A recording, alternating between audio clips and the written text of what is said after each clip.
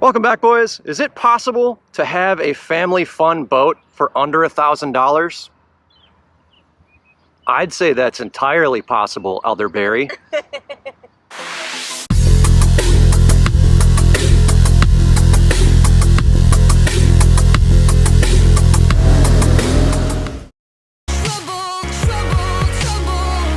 What are we doing, Sarah? What are we looking at? We always look at, Pinky. Another boat. So excited. Going to look at boat number 7. God.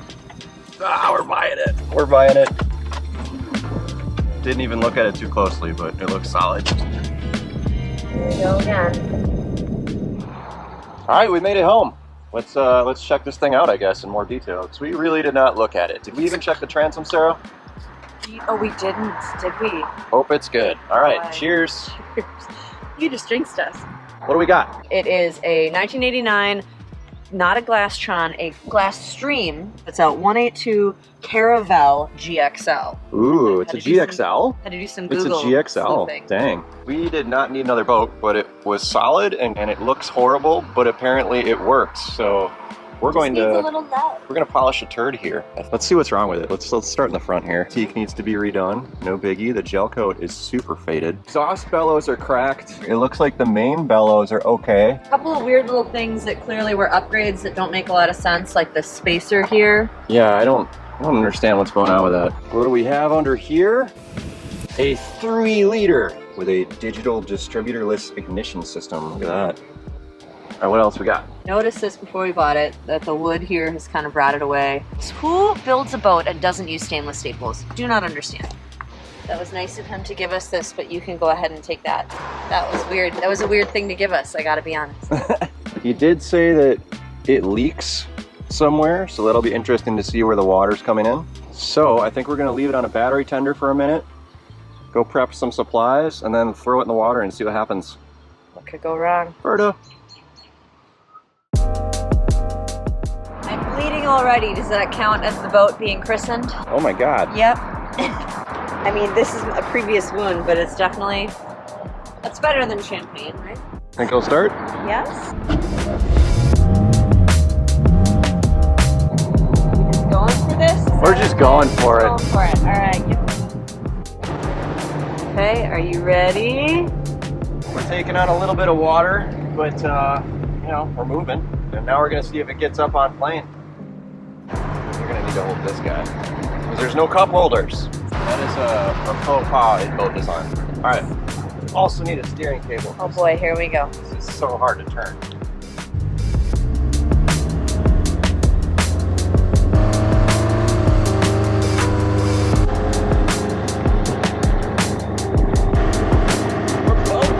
Pitter patter.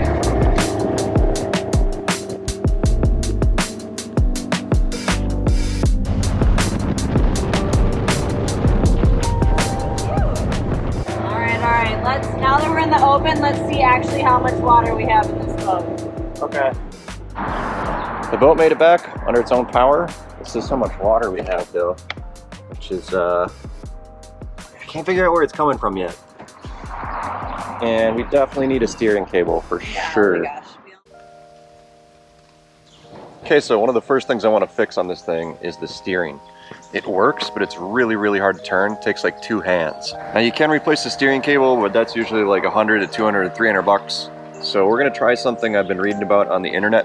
What you wanna do first is disconnect the steering cable from the stern drive.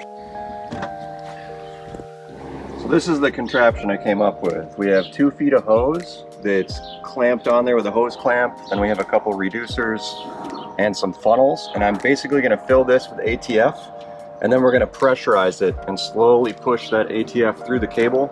I still need to put a drain pan under the helm, but that's where the fluid should come out. What time is it, Sarah? Time to strip the interior.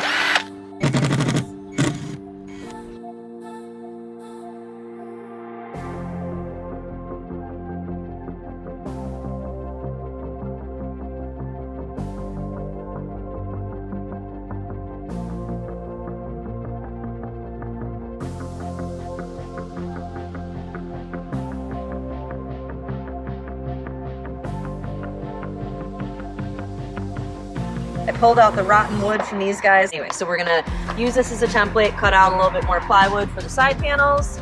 We're gonna reinforce these boxes in a couple of places where some of the pieces where it goes to the floor have disintegrated a little bit.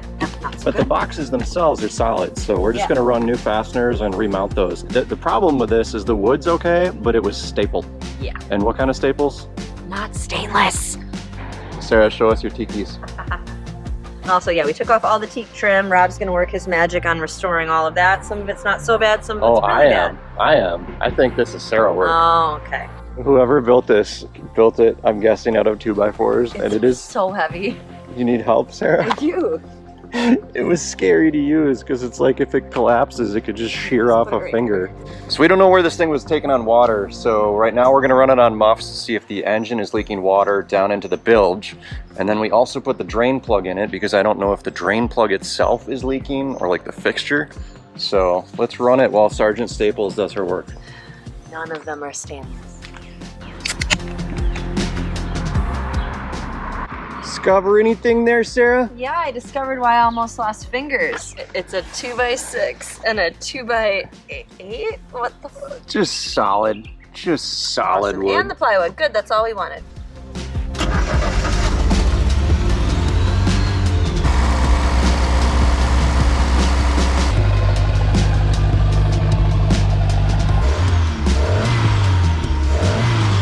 So I think the problem with this water pump, oh yeah, it's too rusty. I need to get some of this chunk off.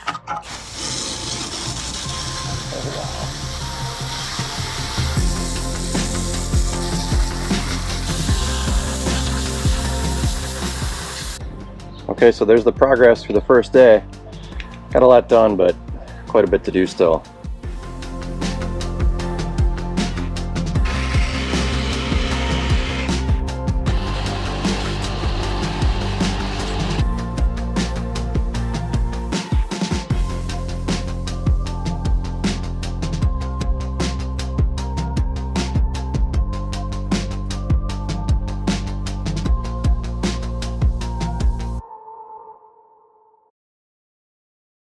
All right, so the interior is coming along. We got a couple other things to do, but what is the number one thing a boat should do, Sarah? Not sink and float. Right, so we need to figure out where the water is coming in. But what we're gonna do now is run it on the muffs and just double check. We've done this already, but I just still haven't found a super obvious leak. It seemed like it was coming up from either the bellows or the drain plug or the engine itself or something.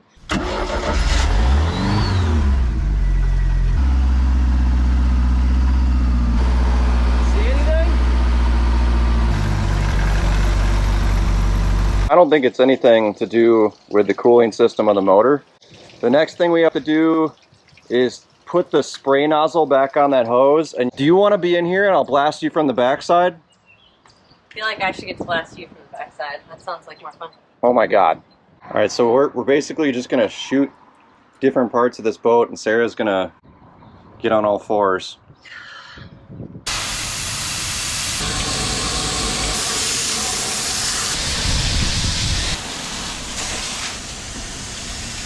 I think we're gonna have to drag this over to the launch, put it in the water and look, because otherwise, Yeah, I don't... it just really seems like it had to do with being submerged.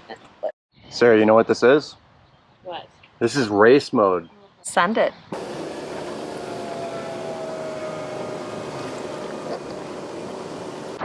Okay, we're in the water here. I'm just trying to see immediately, are we taking on water or what? I see it. It's coming in right at the bottom. Oh. Like right there. We figured out where the leak is, I think. We localized it at least. Yeah. It's coming in from the bottom of the drive. I don't know. We're gonna have to dig into it and try to figure it out. Good news, bros. I found the leak. It wasn't either of the things I thought it was. I took the exhaust off and then flooded the Y pipe with water just to see if it would leak. It gets loose or the O-ring cracks. There can be some movement. Seems solid. So I was over here and I was really looking at this trim manifold and I was thinking about dropping it. And I was like, you know what? I don't know if you can see that.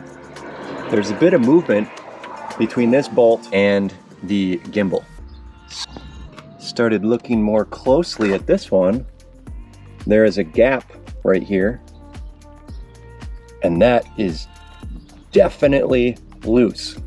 We're gonna tighten it up from the inside, and then I'll put the exhaust back on and we'll go check it.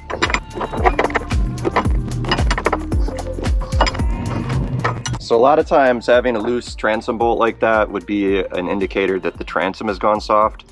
This transom is rock hard, and I'm pretty sure the only reason it loosened is because of how much this 4-cylinder shakes at idle.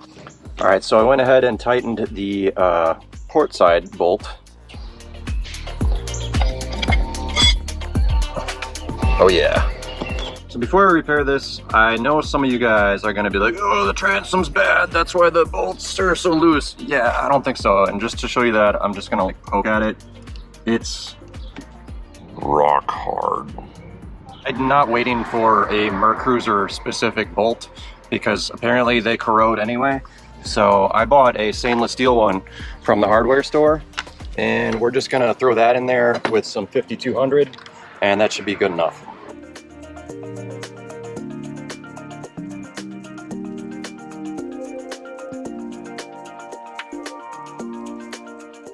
This is where we're at.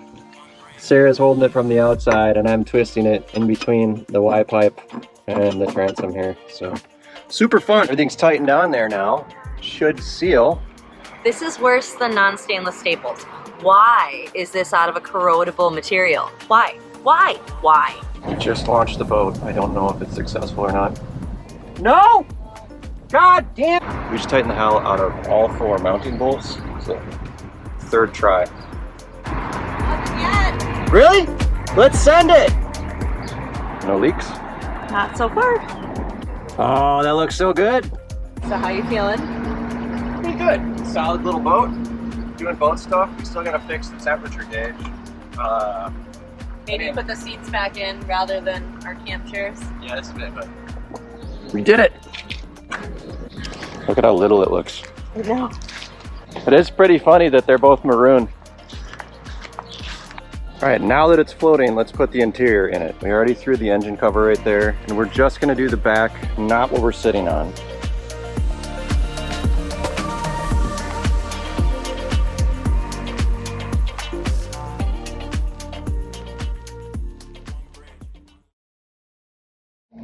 Should I check again that it's not leaking? I guess one more time, then we're doing a speed run. Okay, it was dry as a bone, so here we go.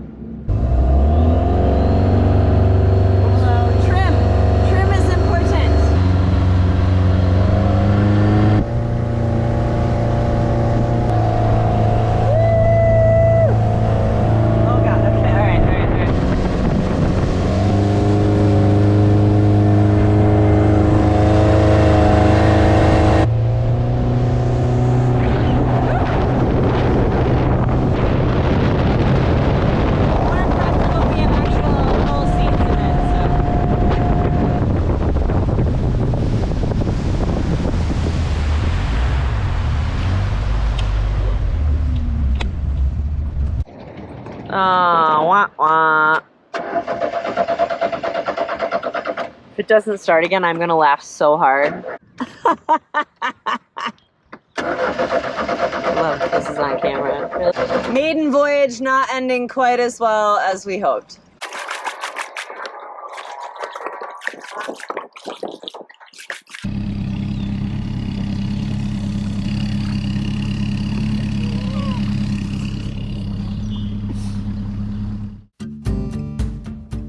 All right, boys, this morning it started, so I don't know what's going on. I did fix the temperature sensor.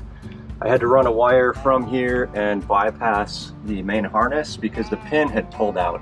So now we got a working temp gauge. I want to run upstairs quick, and we're going to see what Sarah's doing. Fixed it. You fixed it!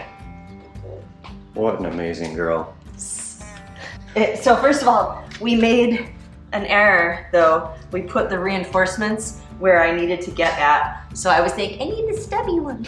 Itty bitty.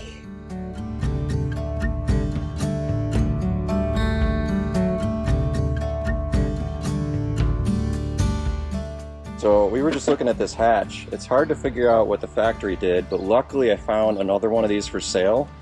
and we looked at what they did, and we're basically going to copy it. So we're going to build a small frame under this board and then throw it back on and see how it fits. So this engine cover keeps kind of ripping out of the floor every time we flip it forward. So we're going to try to reinforce it. Just have another piece of wood and some longer screws so that it has something else to grab onto a little bit better.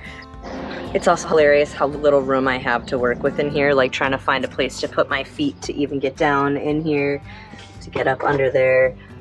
So when I break my ankle, this is, for the record, this is why. So about 24 hours after paddling home yesterday, we're on another trip with a full interior, almost. Still need to make the hatch. And yeah, it's behaving. Successfully went fast and slowed down without dying. Knock on wood. Good stuff. We have a working temp gauge, working horn, working bilge pump. This boat is starting to become more legit. We spoke too soon. It is now unhappy. It's like the idle circuit is clogged or something. I only have the accelerator.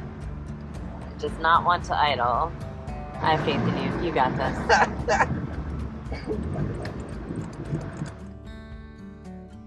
But I'm gonna pull the carb off and we're gonna take it inside and take it apart because I got a carb kit and a whole nother carb that I already rebuilt. Together we should be able to make something where the idle circuit works again.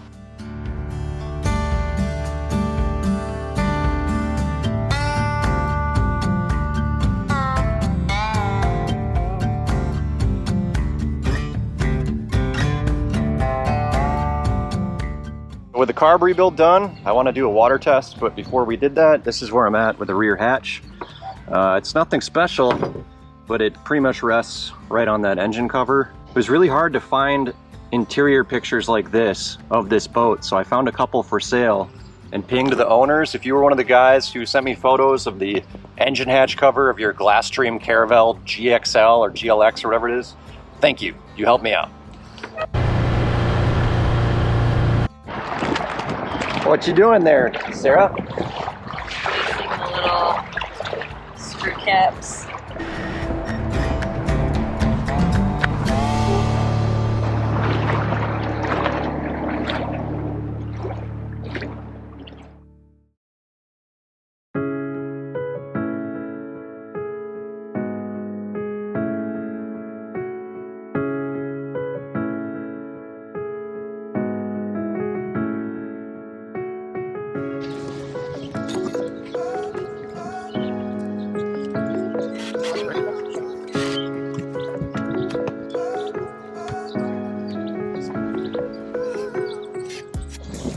So much better. Still looks like a dirtbag boat, but we're gonna get to that soon. That worked out great. All right, so this boat we're pretty happy with right now. It's pretty dialed. It's just very ugly. So we're gonna be doing some cosmetic stuff. And before we get to that, we're gonna do the covers. Yeah, once I get it all nice and clean, I want it to stay clean. And right now, it's none of those things. We're going to do a fast version of our cover restoration in this video. If you want to see more of that in more detail, click up here. Yeah, we have a product that should clean the canvas really well, get all this mold off of there, and then a waterproofer that we can put on. So hopefully it will actually stop just pooling nasty stuff in the boat.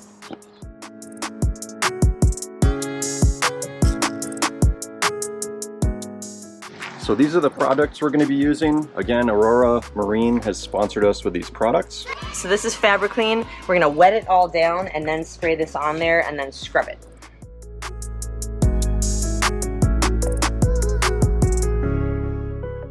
We are going to be using this waterproofing compound from Aurora, and it's called Canvas Shield. It's actually pretty cool stuff, and it's supposed to work really well. So let's give it a shot.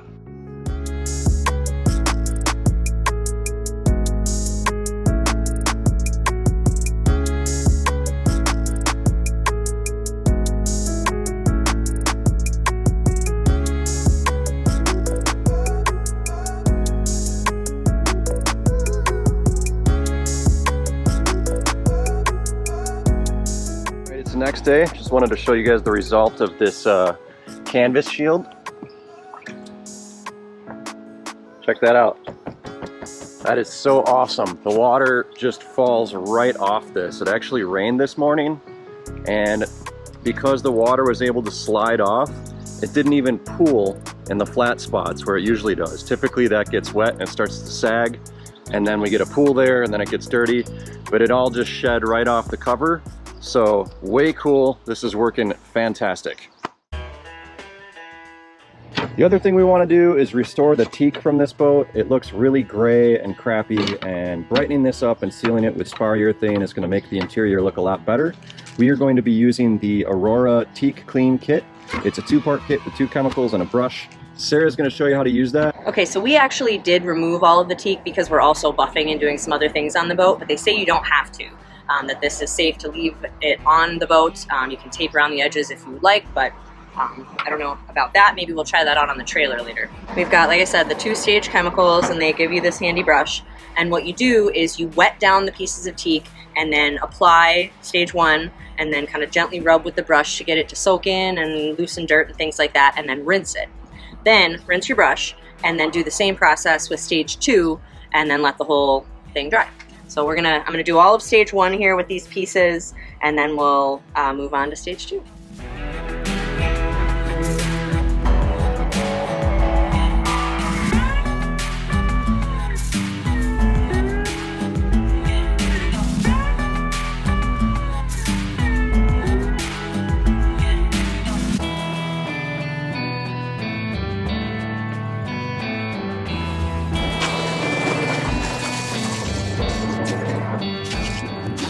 So that actually worked really well, and it's kind of wild, the color change as it's drying. So you can see here, it's still really dark looking, but as it's drying there, it's turning more into your traditional nice teak color. Another thing we were thinking about is what to do with the teak on the trailer, because it's actually riveted in, and to drill all of those out and then have to replace them is kind of a pain in the butt.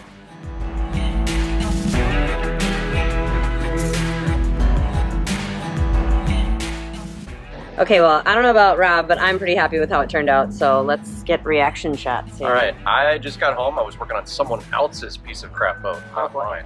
So show me what you got. Dang, look at that. Wow. That came out pretty awesome, babe. Good job. Still a little fuzzy, a little chalky on some of these pieces that were on the back, but those were really roached. Yeah, and like even if you have to hit it with a little bit of sandpaper just to knock off those fibers, that's still way less work than sanding these to get them bright like this. So. Oh, I gotta show you the trailer here first too. It did not seem to hurt the trailer. I was a little unclear, and so I taped it off just in case, but the tape didn't really hold very well, so yeah, it was fine. But I mean, that's pretty good. It's not perfect, but I also did only just like a light coating, and good job. I don't know. Turned out great. So we're going to use spar urethane. Had really good luck with this stuff. We're just going to throw a coat on it. We'll sand it again and throw another coat on it and see how this stuff turns out.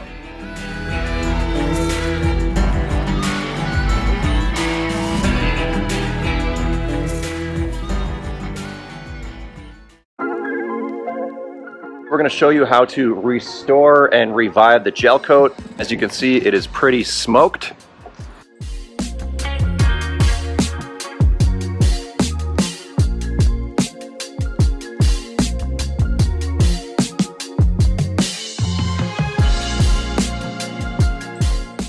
And we're gonna go from that to this.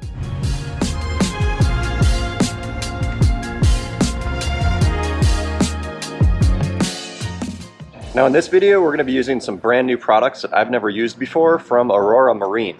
First we have Boat Clean Plus. This stuff is just like a degreaser. This is Boat Scrub. This is a little more hardcore. It's supposed to deoxidize your fiberglass. And to use that, they also sent us this power mitt. We're gonna try that out. For buffing, we're going to be using Easy Buff, which should start coarse and aggressive and then get down to more of a fine polish. And then this Easy Buff extender that you use with this. I'll show you what I mean more later. Lastly, we have some sealant of some kind called Boat Shine with VS721. To start, we're going to be using Boat Clean Plus. This is a water-activated cleanser. So basically, we're going to hose the boat down, spray it with this, and then give it a good scrub and rinse it off.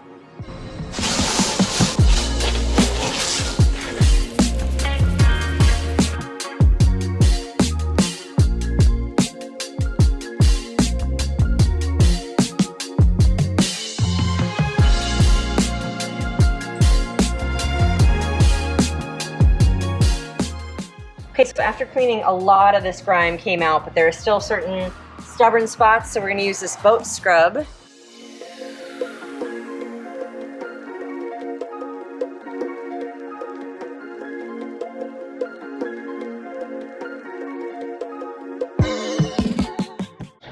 All right, time to get buff, bros.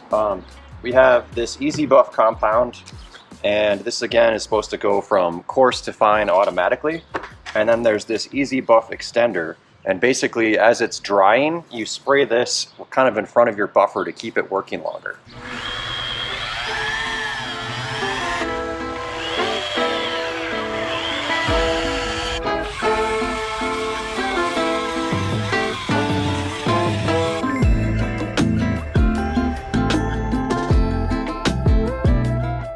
No product is magical, and unfortunately the easy buff is just no match for the condition of this gel coat. I mean, you can see that it is darker than here, but it's just not cutting it. So we're gonna have to be more aggressive. That means we're gonna have to start removing material to get to some fresh gel coat, which means wet sanding.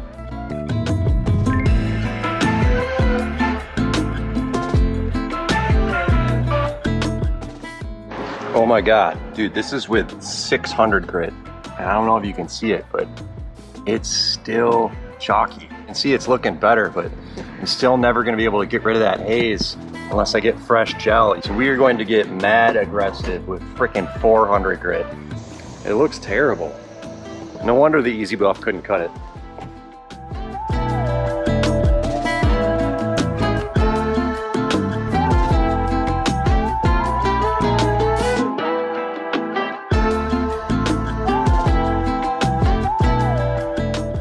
An hour later, this is where we're at. Not perfect, but hell of a lot better. You can actually see the fresh gel coat. So we're gonna now use that easy buff. I have a feeling we're gonna be happy this time.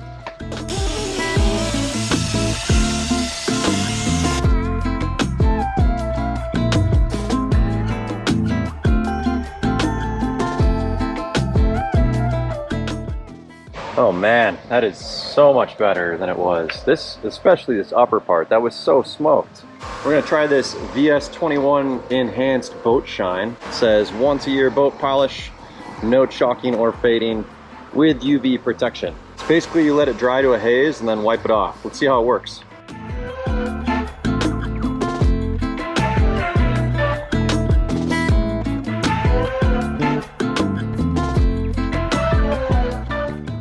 Now this isn't a mirror finish, but man, that is quite a huge difference from where we started.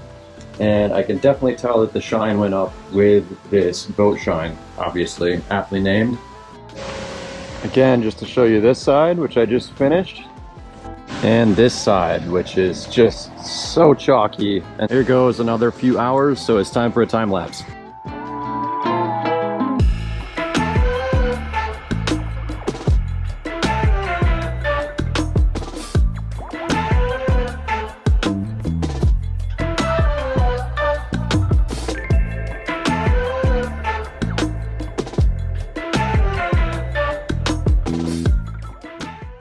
Well, there you go. Far from perfect, but perfect from far. Need to do a few more places a bit more, but I am freaking done. My arms are shot, and you know, this isn't perfect, but it looks way better than it did, and it definitely looks sellable, which is the point. We're gonna hit it tomorrow. We have to install the teak and do a couple things to the interior. Then we need to go throw it in the water and take some nice photos and send her on her way. Okay, so this is kind of hack, but as you can see, most of the upholstery is really in great shape, except for these seat bases that are really cracked. So we're not gonna fully reupholster this, but we wanted to do something to make it a little more comfortable to sit on, look a little bit nicer. So budget quick fix, I know this isn't the correct way to do it, but we came up with the idea of putting on a patch. So that's what we're gonna do. The first thing we're gonna do is we're just gonna put some acetone on these seats to remove any oils to try to get a good bond with this glue. You screwed up my groove. Okay, so we have some Gorilla Glue contact cement and a chip brush. These patches are cut for each specific seat. So I'm gonna put a layer on here, and while that's tacking up, I'll go put a layer on the seat, and then I'll try to work some magic and put the patches on. I'm really gonna focus on the edges just to try to make sure it doesn't peel up.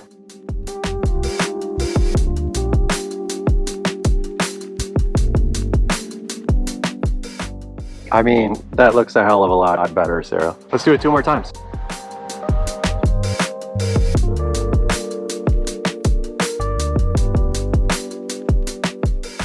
So that was actually way more involved than I thought it was going to be because all the holes were slightly different, so I had to like mix and match until they actually fit. But man, when you have a polished swim deck that's freshly sealed with fresh teak, that looks pretty freaking nice.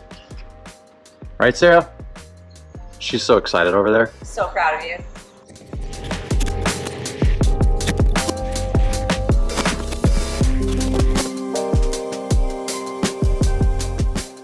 So now that the boat's polished up and we have the seats repaired, it's time to clean this thing and list it for sale. We have another care package from Aurora Marine. This is their vinyl care kit. It comes with some vinyl cleaner and vinyl guard. This is the stuff you clean, this is stuff you moisturize your vinyl. It says it is non-greasy, Sarah.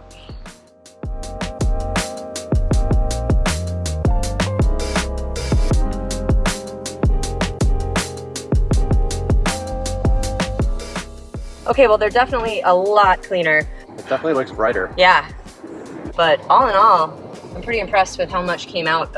So you apply it just to a clean, damp cloth and put it on the clean, dry vinyl. And this stuff smells good, actually.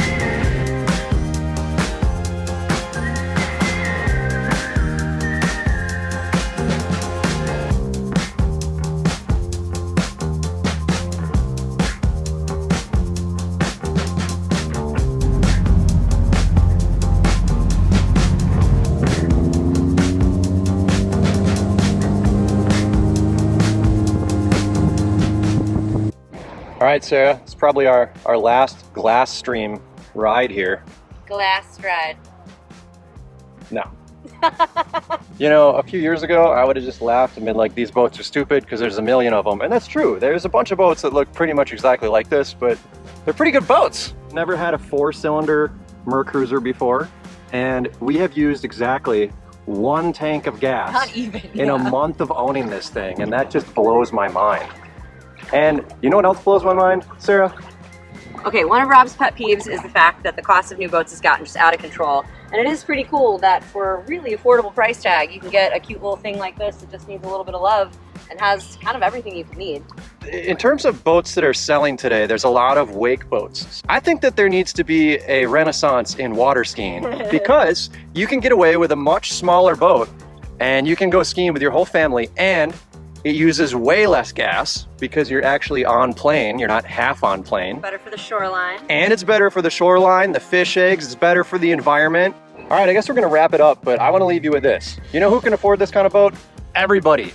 Under $1,000. It's gonna cost more to store this over winter after a few years than it is to buy and run this thing. People who say they can't afford a boat, you're wrong. You should buy it. Buy the boat. Buy the boat. Buy the boat.